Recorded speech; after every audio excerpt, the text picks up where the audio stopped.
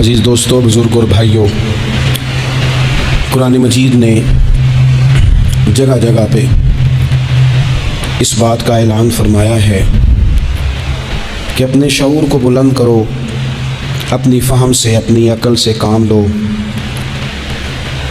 کائنات ارضی اور سماوی میں غور کرو، اللہ کی نشانیوں کو دیکھو، اپنی فہم و فراست کے ساتھ، شعور کے ساتھ دین اسلام کی حسین تعلیمات کو قبول کرو اور ان کے مطابق اپنی زندگی گزارنے کی کوشش کرو۔ سورہ زمر کی آیت نمبر 18 میں نے تلاوت کی ہے۔ اللہ تعالیٰ نے فرمایا کہ الذین یستمعون القول، فرمایا وہ لوگ جو توجہ سے بات سنتے ہیں، کان لگا کے سنتے ہیں، فیتبعون احسنہ، اور پھر بہترین بات کی پیروی کرتے ہیں۔ پہلے تو سنتے غور کے ساتھ ہیں، پھر بہترین بات کی۔ اسلام کے اندر اجر و ثواب دو طرح کا ہے، ایک بہتر ہے، ایک بہترین ہے۔ آپ نے کسی سے قرض لینا ہو تو اس کو مہلت دینا بہتر ہے اور معاف کر دینا بہترین ہے۔ کسی شخص نے آپ کے ساتھ زیادتی کی ہو تو اتنی ہی زیادتی اس کے ساتھ کر لینا جائز ہے، لیکن اسے معاف کر دینا یہ بہترین ہے۔ تو فرمایا وہ پہلے کان لگا کے سنتے ہیں، پھر بہترین بات کی پیروی کرتے ہیں، ان میں سے جو زیادہ اچھی چیز ہے اس کے مطابق عمل کرتے ہیں۔ اولئک الذین ھداھم اللہ، یہی لوگ ہیں جنہیں اللہ نے ہدایت عطا فرمائی ہے۔ واولئک ھم اولو الالباب، اور فرمایا یہ لوگ عقل والے ہیں، یہی ہیں جنہیں اللہ نے ہدایت دی اور یہ صاحبان عقل ہیں۔ ایک دنیا کے اندر عقل وہ ہے جس کا لوگ بہت زیادہ استعمال کرتے ہیں، تو وہ عقل انہیں بعض اوقات گمراہی کی جانب لے جاتی ہے۔ اس عقل کی بات بھی اقبال نے کہی ہے، فرماتے ہیں کہ عقل عیار ہے، 100 بھیس بنا لیتی ہے۔ اس کے لیے عیار کا لفظ کہا، اور دوسرا پہلو دیکھیے عیار کے مقابلے میں لفظ کیا کہا۔ عقل عیار ہے، 100 بھیس بنا لیتی ہے، عشق بیچارہ۔ عقل عیار اور عشق بیچارہ، دیکھیں اس کے مقابلے میں جو جملہ دیا ہے، جو لفظ دیا ہے، یعنی لفظ عیار آپ جب بولتے ہیں عیار بڑا چلاک ہے، بڑا یار ہے، بڑا مکار ہے، تو زاویہ کیا بنتا ہے؟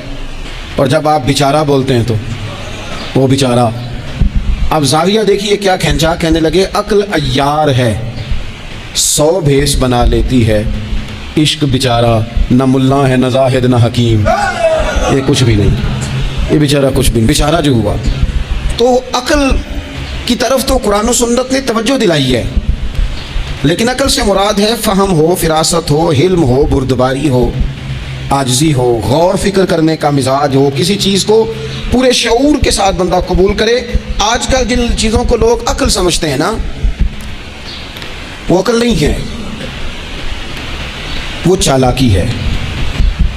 آج کل لوگ عقل مند نہیں ہیں، چالاک ہیں۔ چالاکی اور چیز کا نام ہے، تیز تراری اور چیز کا نام ہے، عقل مند ہونا اور چیز کا نام ہے۔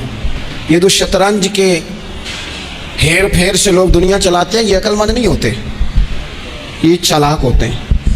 ہمارے ہاں ڈھیر سارے لوگ اپنی زندگی، اپنا گھر، اپنا کاروبار چالاکی سے چلاتے ہیں۔ چالاکیاں لمبی نہیں چلتی، ان کے پول کھل جاتے ہیں۔ تیزیاں لمبی نہیں چلتی، جلدی مکر واضح ہو جاتے ہیں۔ چالاک آدمی کے دوست نہیں ہوتے۔ آپ کسی کے ساتھ سیاست کے ساتھ زندگی گزار رہے ہیں تو وہ بھی آپ کے ساتھ سیاست ہی کر رہا ہے۔ جب آپ فہم کے ساتھ چلتے ہیں، فراست کے ساتھ، اب عقل کیا ہے؟ نبی پاک صلی اللہ تعالیٰ علیہ وسلم نے فرمایا، کسی نے پوچھا یا رسول اللہ صلی اللہ علیہ وسلم بہترین مومن کون ہوتا ہے؟ تو نبی پاک علیہ الصلوۃ والسلام نے فرمایا جس کا اخلاق زیادہ اچھا ہو۔ تو یا رسول اللہ عقل مند کون ہوتا ہے؟ تو نبی پاک علیہ السلام نے فرمایا عقل مند وہ ہوتا ہے جو موت کو کثرت سے یاد کرے اور اپنی آخرت کی تیاری کرے۔ یہ عقل ہے، یہ شعور ہے۔ لیکن وہ چالاکی کے ساتھ دنیا داری میں بڑا اپنا نام بنا لے، بڑے پیسے جمع کر لے، بڑا جناب گھروندہ تیار کر لے، تو یہ چالاک ہے، عقل مند نہیں۔ فہم والے بنے، شعور والے بنے، اپنی زندگی فہم کے ساتھ گزاریں۔ آپ اپنے شعور کی بلندی کی طرف بڑھیں، اپنے بچوں کو تیز نہ کریں، چالاک نہ کریں۔ ایک درویش سے میری ملاقات ہوئی تو وہ بڑے بھولے بھالے تھے، ان کے بچے بھی بھولے بھالے تھے. تو میں نے سارے خاندان میں سب بھولے بھالے لوگ دیکھے. تو میں نے ان سے کہا کہ یہ کیا ماجرا ہے؟ تو کہنے لگے ہمارے دادا جی نے دعا کی تھی کہ یا اللہ میرے بچے چالاک نہ ہوں، یہ شاطر نہ ہوں، تیزیاں نہ کرنی آتی، یہ بھولے ہوں، درویش ہوں، سادہ ہوں. اولاد شعور تیز تراک ہو جائے نا، چالاک شاطر ہو جائیں، تو وہ تو ماں باپ کو بھی روز کوئی نہ کوئی کہانی سناتے ہیں، وہ تو اپنے دائیں بائیں بھی کوئی نہ کوئی نیا قصہ ہی بیان کرتے ہیں. عقل مند بنے، شعور والا انہیں بنائیں، انہیں اچھے برے کی تمیز سکھائیں. یعنی شعور چلاک آدمی تو حلال حرام کی پرواہ نہیں کرتا، بس وہ دیکھتا ہے میں نے پارٹی کو قابو کیسے کرنا ہے. لیکن عقل مند وہ ہوتا ہے جو دیکھے کہ یہ میرے لیے جائز ہے کہ ناجائز ہے، محنت سے کام کرے، شعور سے کام کرے، لیکن لقمہ حرام کبھی اپنے گھر داخل نہ ہونے دے. یہ شعور ہے، یہ بلندی ہے. یعنی شعور یہ ہے کہ اسے پتہ چلے کہ یہ حق میرا ہے، یہ میرے بھائی کا ہے، یہ حق میرا ہے، یہ میرے ملازم کا ہے، یہ حق میرا ہے، یہ میرے پڑوسی کا. یہ شعور ہے. اور چالاکی کیا ہے کہ وہ تیزی دکھائے اور سب کا مال ہڑپ کر کے اپنے گھر لے آئے اور کسی کو پتہ بھی نہ چلنا دے. یہ چالاکی ہے. چالاک نہ بنے، باشعور بنے، فہم والے بنے. میرے نبی پاک صلی اللہ تعالیٰ علیہ وسلم پر اللہ تعالیٰ نے جو قرآن مجید کتاب نازل کی تو 300 کے لگ بھگ آیات قرآن پاک میں ایسی ہیں، جن کا زیادہ مطالعہ ہے وہ زیادہ جمع کر لیں گے. 300 کے قریب آیات ایسی ہیں جس میں اللہ تعالیٰ نے عقل اور شعور کی طرف بڑھنے کا حکم دیا ہے. فرمایا عقل والو غور کرو، تم دیکھتے نہیں زمین و آسمان میں اختلاف ہے، رات اور دن آتے جاتے ہیں، اس میں غور کرو، اس میں نشانیاں ہیں. پر ان کے لیے جو عقل رکھتے ہیں، جو شعوری بلندی رکھتے ہیں، تیزی نہیں، چالاکی نہیں، شاطر پن نہیں. ابو جہل جو تھا نا، وہ بیوقوف آدمی نہیں تھا. دور دراز سے لوگ اس کے پاس اپنے مقدمات کا فیصلہ کرانے آتے تھے. چالاک آدمی تھا، اتنی زبردست بات کرتا تھا، اتنی اچھی باتیں سناتا تھا کہ لوگ لوٹ پوٹ ہوتے تھے، گھنٹوں بیٹھ کے لوگ اس کی بات سنتے تھے. لیکن شاطر تھا، عقل مند نہیں تھا. اگر عقل مند ہوتا تو اسے نظر آ جاتا کہ وہ دیکھو آفتاب نبوت چمک رہا ہے، وہ غلام ہو جاتا ہے رسول پاک کا. لیکن وہ چالاک تھا، چالاکیاں کرتا رہا، تیزیاں دکھاتا رہا. اس نے اس ترتیب سے اسلام کی مخالفت کی. آپ دیکھیں نا، جس رات نبی پاک صلی اللہ علیہ وسلم کو شہید کرنے کا ارادہ ان ظالموں نے کیا ہے تو بڑی پلاننگ کی. ہر قبیلے سے ایک ایک بندہ لے کے آؤ، ہر قبیلے سے، اور اس کے ہاتھ میں تلوار تھماؤ. جب ہر قبیلے کا بندہ ہوگا تو اگر معاذ اللہ حضور کو شہید کرنے میں کامیاب ہو گئے تو کسی ایک قبیلے پر الزام بھی نہیں آئے گا اور بنو ہاشم کسی ایک قبیلے کا مقابلہ بھی نہیں کر سکیں. اس چالاکی سے، یہ کبھی لوگوں کی سمجھ میں باتیں نہیں آتی تھی پر چالاک تھے، اس چالاکی سے یہ دین کی مخالفت کرتے تھے، یہ تیزی دکھا کے مخالفت کرتے تھے. اور جناب صدیق اکبر دفاع کی کوششیں کرتے تھے. وہ شعور کے ساتھ، فہم کے ساتھ انہوں نے بھی انداز اختیار کیا نا. انہوں نے چالاکی کی کہ ہر قبیلے سے ایک ایک بندہ. وہ تو اللہ کی حکمت تھی کہ سرکار نے ایک مٹھی میں پکڑ کے مٹی پھینکی تو ان کی آنکھوں کے آگے اللہ تبارک و تعالیٰ نے پردے ڈال دیے. لیکن اس کے مقابلے میں حضرت صدیق اکبر فہم و فراست کا، شعور کا وہ مظاہرہ کر رہے ہیں. وہ کیسا بندوبست کرتے ہیں؟ کہتے ہیں اپنے غلام سے کہ 2 اونٹنیاں موٹی تازی، ان کو تم نے لے کے غار کے اس جانب آ جانا ہے.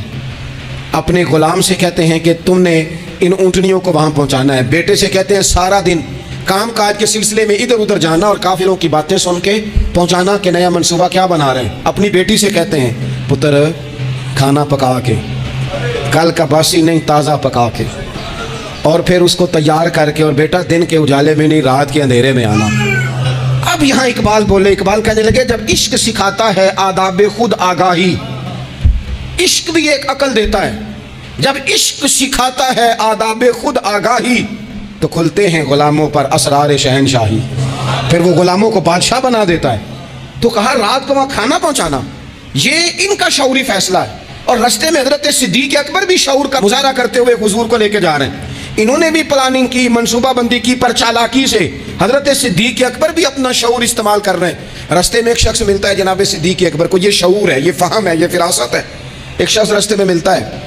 عرب کے اندر ایک رواج تھا کہ کبھی کبھی نا کوئی ہادی ساتھ لے لیا جاتا تھا. ہادی اس کو کہتے تھے جو رستہ دکھاتا تھا آگے آگے. وہ کوئی تھوڑا بہت نذرانہ لیتے تھے، رقم لیتے تھے، رستہ دکھاتے تھے. چونکہ وہ رستہ بتانا بڑی دور دور تک آبادی نہیں ہوتی تھی تو پوچھیں گے کس سے اگر بھول گئے تو ایک شخص ساتھ رکھ لیا جاتا تھا. رستے میں ایک شخص ملا جو مدینہ شریف سے جا رہا تھا مکہ مکرمہ. حضرت صدیق اکبر کو وہ جانتا تھا، نبی پاک علیہ السلام کا بظاہر آشنا نہیں تھا. حضرت ابوبکر صدیق سے پوچھتا یہ کون ہے؟ اب حضرت صدیق اکبر کا شعور دیکھو، وہاں شعور اسلام کی مخالفت میں چالاکی استعمال ہو رہی، یہاں شعور دفاعی اسلام میں استعمال ہو رہا ہے. یہ فہم ہے، یہ عقل ہے۔ حضرت صدیق اکبر رضی اللہ تعالیٰ عنہ فوراً سوچنے لگے، فرمانے لگے اگر حضور کا نام بتا دیا یہ تو جاتے ہی فوراً ان کو بتائے گا کہ میں نے نبی پاک کو جاتے دیکھا ہے۔ وہ کہنے لگے کون ہے؟ آپ سوچ میں پڑ گئے یہ کون ہے؟ تو حضرت صدیق اکبر نظریں جھکا کے، ہاتھ باندھ کے حضور کی طرف چہرہ موڑ کے کہنے لگے یہ میرے ہادی ہیں، یہ مجھے رستہ دکھاتے ہیں۔ اب وہ کچے مزاج کا تھا نا، وہ سمجھا مکے سے مدینے کا رستہ دکھاتے ہیں۔ حضرت صدیق اکبر بتا رہے تھے یہ مجھے جنت کا رستہ دکھاتے ہیں، رب کی معرفت کا رستہ دکھاتے ہیں۔ یہ بھی شعور ہے جب عشق سکھاتا ہے، آداب خود آگاہی، پھر کھلتے ہیں غلاموں پر اسرار شہنشاہی۔ عطار ہو، رومی ہو، رازی ہو، غزالی ہو، کچھ ہاتھ نہیں آتا بے آہ و سحرگاہی۔ عزیز بھائی، آپ اپنا شعور اگر صحیح جگہ استعمال کریں تو فہم بن جائے گا، فراست بن جائے گا، فائدہ مند ہو جائے گا۔ لیکن نہیں، چلاکی کی طرف لوگ بڑھنے لگے، پتے پھینکنے لگے، کہانیاں سنانے لگے۔ کون سا ایشو ہے جس کو آج اٹھایا جائے؟ کون سی بات ہے جس کا پراپوگنڈا کر کے اپنے آپ کو مشہور کیا جائے؟ کیا ہے جو سوسائٹی میں پھینکی جائے بات تو لوگ توجہ کریں گے ہماری سیاسی جماعت کی طرف؟ کیا اس طرح کا ماحول بنایا جائے؟ کس طرح کر کے پیچ و تاب کیا جائے؟ کس طرح کر کے لوگ توڑے جائیں؟ کس طرح بنائے جائیں؟ نہیں، اس طرح لوگ کمزور ہو جاتے ہیں، اس طرح شعور نہیں رہتا قوموں کے پاس۔ میرے نبی پاک صلی اللہ علیہ وسلم کے پاس عبد القیس کا وفد آیا تھا، تو جو عبد القیس ان کا سردار تھا، نبی پاک صلی اللہ تعالیٰ علیہ وسلم کی خدمت میں جب وہ حاضر ہوئے، لاؤبالی فیصلے نہ کریں، فیصلے زندگی میں سوچ کے کریں۔ آپ کسی بھی چیز کے سربراہ ہیں، آپ مسجد کے صدر ہیں یا قبیلے والے آپ سے فیصلہ کراتے ہیں یا کسی جماعت کو لیڈ کرتے ہیں یا خاندان والے آپ کو بڑا سمجھتے ہیں یا کوئی آدمی آپ کو دینی تعارف سے پہچانتا ہے، تو فہم کے ساتھ، دانائی کے ساتھ، حکمت کے ساتھ آپ اس کو لے کے چلیں۔ نبی پاک صلی اللہ تعالیٰ علیہ وسلم نے وفد عبد القیس کے سربراہ سے کہا تھا کہ تمہارے اندر دو خصلتیں ہیں، دو عادتیں تمہارے اندر ایسی ہیں جنہیں اللہ بڑا ہی پسند کرتا ہے۔ یا رسول اللہ کون کون سی؟ فرمایا ایک تو تم عقل والے ہو اور دوسرا بردبار ہو، حلم والے ہو۔ تم جذباتی فیصلے نہیں کرتے، تمہارے اندر بردباری ہے، ٹھہراؤ ہے۔ یہ دو باتیں، تمہاری سمجھداری اور تمہارا ٹھہراؤ، یہ اللہ کو بڑا ہی پسند ہے۔ بڑی جذباتی باتیں لوگ کرتے ہیں، بڑا گھروں کے اندر ماحول خوفناک ہو جاتا ہے، قبیلوں میں ماحول خوفناک ہو جاتا ہے، جماعتوں میں خوفناک ہو جاتا ہے۔ بڑے شعور کے ساتھ مسلمان کو آگے بڑھنے کی ضرورت ہے۔